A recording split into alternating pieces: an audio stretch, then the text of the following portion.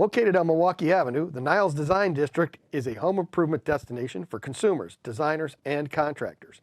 For those looking to renovate a kitchen or a bathroom, expand with a new addition, or enhance their curb appeal, the Niles Design District in Niles, Illinois offers everything in one convenient location. It's your road to a better home. Here I come to save the day. Welcome to Mighty House. This is a radio show for people with problems, home improvement problems, that is, and for people who want common sense guidance on how to build green and live a more sustainable lifestyle. Send an email or call into the show. The Mighty House crew is on the job. This is Mighty House. All right, we're back. And I think, we're in Robbie's basement. So if you look at this. This is Robbie's basement here. See that? Yes. So it needs She cleaning. was just here. We just kicked her out. Yeah, we just made her go back upstairs. Because we're standing too close together, and for her to be in there, into this shot like right here, that's a little bit too much for her. There's not going to be a clogging problem, is there? Oh, I hope not. And before we get started, too, we want to say thanks to the Niles Design District. And for more information, we'll have the link right below there. Go to the Niles Design District. They've got a lot of great stuff for you to look at when you're going to change your home and redo your kitchen, your bathroom. They've got all the parts and pieces right down there. Right there. There you go. All right. So what do you got for us there, Sonar? What are we talking about today? You're asking Sonar? Yeah. He's putting the pictures up. He knows. There you go. So there you go. Sump Pump Spectacular. That's right. What is a sump pump? Do you need one? That's up to you. And how does it work? I don't. You don't need one because you're on a slab. No, we build houses down here. It's more like a litter box. You pretty much scrape a line in the sand, you fill it with concrete, and call it a footing. The only code we have is that we have to cover the footing by 4 inches of kitty litter. So don't really need a sump pump. Okay. So we have two types of sump pumps. That's what you're showing there. Yeah, so there you go. We've got the pedestal style. Right there. And then we have the submersible style. Yes, right there. So I would probably say 90% of what you see are submersible style. Right. And the reason you would use, I believe the pedestal, you're going to use one of those when you don't have enough room in the pit. If it's a smaller pit, that's not very large. It doesn't have room for those submersible ones. So then you would use a pedestal one. It's also easier to service and to check it because now the motor's up here and it's not underwater. It no longer needs to be sealed. And so sometimes they're going to be a little less expensive too. But even still, you should still seal the pit cover. Yes, I'm saying the motor. The motor's open. Yes. The motor does not need to be sealed. Right. But the pit should be. Yes.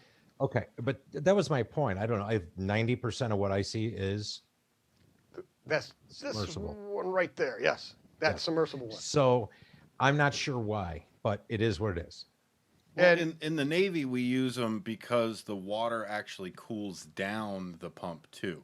So pulling it out from that way, you're not using air to cool it. You're using the water itself. So that's one reason to use a submersible. Well, and now that you've mentioned that, see, it's you Navy guys. You're probably right because if you look, this one has no slots, whereas this one. That's the way to the beach, Rich. Oh, sorry. Yeah. That one has slots. So that's for air cooling. So you're probably right. It probably has to do with just being an efficiency thing. Right. Okay. So point being, it doesn't matter. No, either one works, and the submersible one, they seem to both last the same length of time.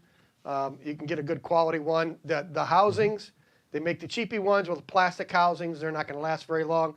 I prefer the ones that have a cast iron housing. They seem to be a little bit more durable. They last longer, and that's really the way to go.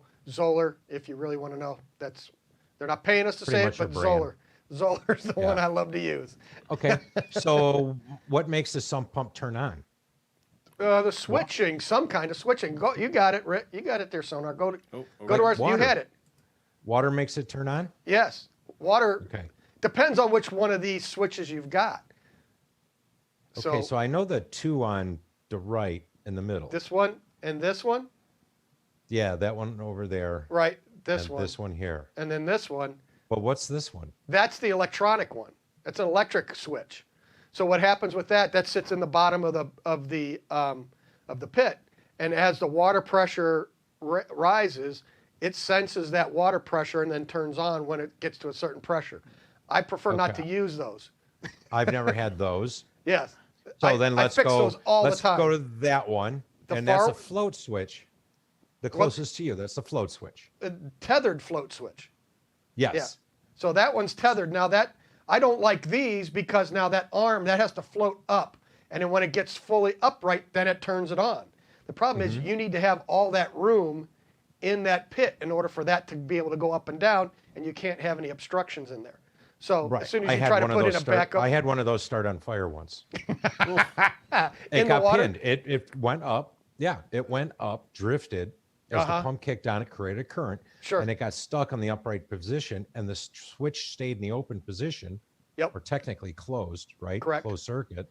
And it overheated. Yep. And Yep. it didn't start a fire, but it melted. Uh-huh. So I had to So- go to the store and buy a new tethered float switch. Right. Now, the one thing nice about the tethered float switch Yeah. is on the top of the pump, there's a little eyelet there that holds that tethered to the pump. Sure. You can adjust the length of that float switch, that tether from that point on, and then you can increase or decrease the amount of flow. Right.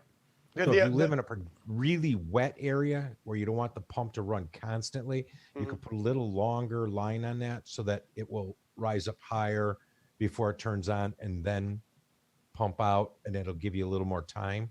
Right. But realistically, this one's the nicest. The one in the center. Yes. That's got a The float one that switch, just goes up, down, up, down. and it rides up that rod, and then when it gets to the top, it clicks the switch and turns it on. And then as the water goes down, the float comes down, and then when the water level gets down here, it pulls that switch back down. So Right. I like that one because it's the most compact. It works. It seems to always work the best. There's less chance of this getting caught in something and not working. So Correct. overall, I prefer the Right. the standard o- float the- switch. The only downside to it is if you live in a rainy area that does get a lot of water, your pump will cycle much more often because Right. that only has a limited amount of travel. So it might only go 2 inches. Correct. So the pump's going to go on every minute, Right. so And- that might become annoying to you. But again, if you use the tethered float switch, the far one, Yep. you need to have that pump basically in the middle, that tether where that thing can float around and not get hung up anywhere. Hmm. And in all honesty, I've never used this. I've never tried this one. I've taken plenty of those out. Okay. I've So it never, works on water pressure, the Correct. actual physical pressure on the switch. the pressure in the switch, in the pit. Yeah. So Yeah. as that water rises, the water pressure rises, and then boom, it turns it on. But they seem to fail. 1/4 PSI per foot. Yeah, whatever it is. That's got to be a really sensitive sensor. Exactly. And then the tethered one, that's essentially how your toilet works too, right? It just water floats up, hits the switch, turns it off, but just backwards. Yep. Yeah. Yep. Yeah. It shuts the fill valve on your toilet when the Yeah. And the ball tethered, valve goes off to the top. yeah, the tethered one just has the two contacts in there, and it's got a little metal ball that just rolls back and forth. So when it turns up, the ball rolls down and clicks it, turns it on, and as it goes down, the ball rolls away out of it, and now it disconnects it, and then it turns off. So very Simple. interesting stuff. Very simple. Yes. Gotta love So what do we got here next? Gallons per minute versus Wow, that looks horsepower. like the barometric that that you use the whole thing to figure out pressure and Oh yeah, humidity. yeah, that's it. Yeah, there you go. So you're So the big things people always ask us in emails is what size pump to get. Mm-hmm. Because obviously a quarter horse is going to be cheaper than a third horse, and the third horse is cheaper than the half horse, and so on. right. So you got to look at the gallons per minute on that, but then you also have to look at how far is that pumping up elevation wise, and that's where this chart comes in, because you can have the gallons per minute, and this is I just pulled this off of Zoller's website, but depending on the model How number, convenient. You can do 140 gallons per minute, but then by the time you get to lifting at 40 feet, it's not going to pump anything. So Right. you have to look at, and as that arc, if you look over right in here, you see, watch that arc going up there, and then that as it's getting higher, that's how many gallons per minute you're actually doing. So if you use that chart, so if you go over and 15, at 15 feet, it's only pumping 110 gallons per minute Right. based on So that chart. the point is that you have to go look at your basement, right? Yep. Wherever that pump is. If it's in your crawl space, you literally might be vertically pumping it 4 feet from floor to floor, but it's a foot down in the pump. So, okay, well, let's call it 5 feet. Yep. But if you have a newer home, you got a 10-foot basement with the pit, you could literally be vertical 12 feet. Oh So yeah, then very easily. You want to definitely go to a higher horsepower pump, half at least. Yep. Yep. So Pipe size also comes into play on this. right. So that's going to be the next little chart we've got for you. And the And I don't know how clear that's going to be on the internet, but predominantly all your pumps are going to be 1.5 or 2 inch pumps. So they're right there in that kind of middle area. correct. And that's 35 gallons per minute and 55 gallons per minute.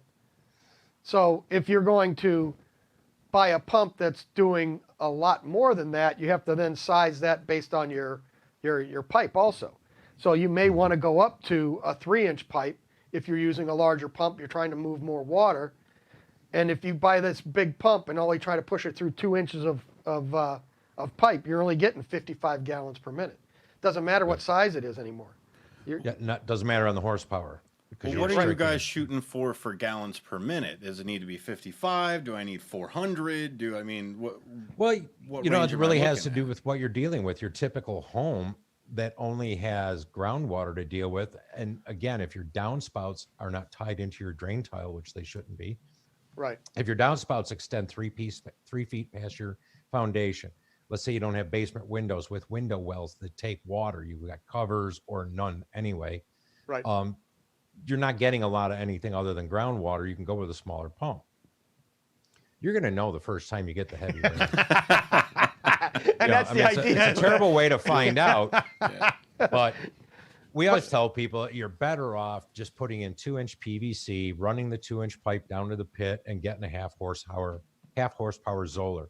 Yep. And we are not being sponsored by Zoller in this episode. This is No. just free advertising for them. Right. But no, the Zoller pumps are very strong, and you probably won't have to worry about it ever. Right. So, again, just on the pipe size, though, what I've seen is people go, well, I've got a lot of water coming into this pit. I live next to a lake, so the groundwater, the water table's right there at the basement floor. So we put 2 pumps in. So they put 2 pumps in that pit, and then they bring that up and then tie it into 1 2-inch going out. It's not going to help because you're maxing out that 2-inch pipe. You really need a 3 or a 4-inch pipe so that way Right. the volume of water that each pump can push, it will allow it to get outside. Or you pipe each one out individually. So each pump has its own pipe all the way outside. Well, and at that Right. point, you're dealing with too much induction for everything in the pipe anyway, because you're using the same Correct. the same diameter outlet. for the whole thing. Right. It does increase pressure, though, which is really cool outside. You know, just get that shit. Not the volume, pressure. Right. It's a very confusing thing. Yeah, and the best part is when they come up like this, and then they go like this into a T, and then expect it Not to even turn long, and sweet go 90s, out. just Yeah. a T. Yeah. So use Y's, upside down Y, so that way the water's going into the main pipe like that, Yeah. and that it's pushing its way out. So Yeah. That's funny stuff. Okay, so I got my water going out through the big old pipe. Right. But if I'm going up 12 feet and my pump shuts off, how come I get all the water running back down into my sump pit? because everything that's didn't go out and is standing in that pipe now will all drain back down. So if you have one of How do I these, stop that? this There is you called go. a check valve. So now that check valve gets mounted, 4 or 5 feet off the floor, wherever you can get it fit in there. And now that water will stop, and it'll stop that water from backflowing all the way and filling the pipe or the pit back up again. So this will stop it. It creates a little head pressure, and now The next time that comes on, you hear that conk. Yep, the water hammer. Yeah. Well, it's a water hammer sound, but if you buy really expensive ones, they don't make that noise. Correct. But I do like them when I hear it because, it used to drive the missus really nuts. Uh-huh. Yeah, but I know the pump's working. It's when I don't hear that during the rain is when I get scared. That's right. Where's that thud sound? Oh, yeah. Okay, good. Yeah, pump's not working. I don't hear the thud sound. But Right. yeah, so that check valve there, what that does is, let's say a 2-inch pipe going up 12 feet holds 3 gallons of water. Yeah. When your pump shuts off, you don't want 3 gallons of water going back in the pit. It's sort of defeating the purpose unless you're just trying to reprocess it. Right. But the check valve then allows the water to stay in the pipe. Right. So- And if the pipe goes outside and just daylight's outside, where you don't have to worry about mice coming in. The True mice aren't story. going to get in through the pipe and then and cause trouble for your. And they can get in there and clog the pipe up or the pump up, and now the pump doesn't work. So And there's nothing wrong with having standing water in the PVC pipe or anything like that. nope, it works absolutely just fine Except, no, wait, that actually is a legitimate question. So let's put it this way. Once that pipe goes up and you have a 90-degree that goes out your rim joist or outside your house, Right. make sure that has a little downward pitch. Because if it is back pitched at all in the winter, that can freeze solid. And then when your pump kicks on, it blows that check valve apart and you have water spraying all over. So actually a very good question. Yes, you Yeah. must think that when it comes up and goes through that rim joist, make sure the outlet pipe is pitched downward. So after that shuts off, the water Yeah. runs out of it. It has a place to drain. Yep. So that's it. So you can get a check valve. Standard check valves are pretty basic, but then you can get the quiet ones. I've seen some people actually mount that on a 45-degree angle to soften that hammering. So the pipe will come up, turn on a 45, put the check valve in there, then go back vertical. And that'll help slow it down a little bit and it maybe not vibrate and bang quite as hard. So, And the last thing that we wanted to mention on this whole Yep. sump pump issue is that sump pumps are not designed to remove solids. yes, Not macerating pumps. yes, They are simply made to pump water. If you have a lower level basement or bathroom in your basement or lower level, bathroom, you need a sewage pump, an ejector pump, which actually has a little grinder in it. So it's 2 different animals. yep, Lots of the theories are the same: horsepower, sizing, check valves. But biggest difference, sump pumps can go in 30-inch deep pits. Plumbing code requires a sump pit or an ejector pit to be 36 inches deep and be sealed. right. And flammable oil. Do not put flammable oil through your pump. What do you say? You say that like you've experienced Yes, do not do that. I know, right? Do not do that. Because our pumps in the Navy, they stood as hot up to your waist. Yeah. And they were heavy. And we used the eduction for the most part. You would just, because we have a fire main, you just push it through, and essentially it's just one pipe that's bigger than the other two. Sure. But if you have the electrical pump, you're like we were talking before, it's cooling down the pump itself. Sure. So if you have a flammable liquids don't cool things very well. And that's not a good thing. So, all right. So if you got any questions about sump pumps, you can list it down below right there. Put your questions down there. Make any comments you want. And you can also check out the Niles Design Center. I'm sure there's some people over there that in the Niles Design District that can help you out and get the selections done. Absolutely. So, we appreciate the time, and make sure you click the like button, subscribe, all that fun stuff, and we'll talk to you next week. Oh, keep it square and level. Until Till next time. Until next time. Almost got it. One of these days, we're going to nail this thing, right? No, forget it. Okay.